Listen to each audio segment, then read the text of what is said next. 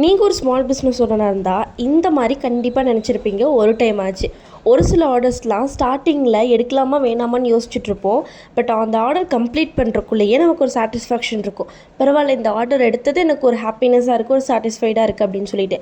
But ஒரு சில ஆர்டர்ஸ்லாம் ஸ்டார்டிங்கில் யோசிக்காமல் எடுத்துருவோம். ஆனால் அதை கம்ப்ளீட் பண்ணுறக்குள்ளே ஏன்டா இந்த பர்டிகுலராக இந்த ஆர்டரை ஏன்டா எடுத்தோம் அப்படிங்கிற அளவுக்கு நம்ம யோசிச்சுருவோம்.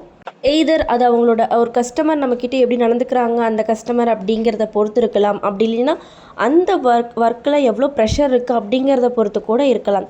இதையே நான் பர்டிகுலராக இப்போ சொல்கிறேன்னு கேட்டிங்கன்னா, ரீசெண்டாக எனக்கு ஒரு ஆர்டர் வந்துச்சு. அந்த ஆர்டரோட ஒர்க் பார்த்திங்கன்னா 2 days இருக்கும். மேக்ஸிமம் 2 days அந்த ஒர்க் பண்ணணும். அவ்வளோ அவ்வளோ நம்ம மெனக்கிட்ட அந்த ஒர்க் பண்ணணும்.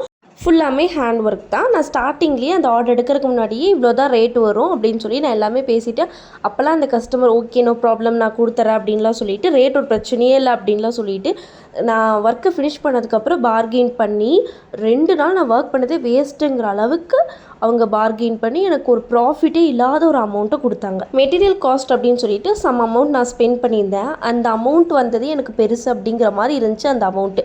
இந்த மாதிரி கஸ்டமர்ஸ்லாம் இருக்கும்போது ஏன்டா இந்த ஒர்க் எடுத்தோம் அப்படின்னு யோசிக்க வைக்கிறாங்க. இந்த மாதிரி உங்களுக்கும் நடந்திருக்கான்னு கமெண்ட்டில் சொல்லுங்கள்.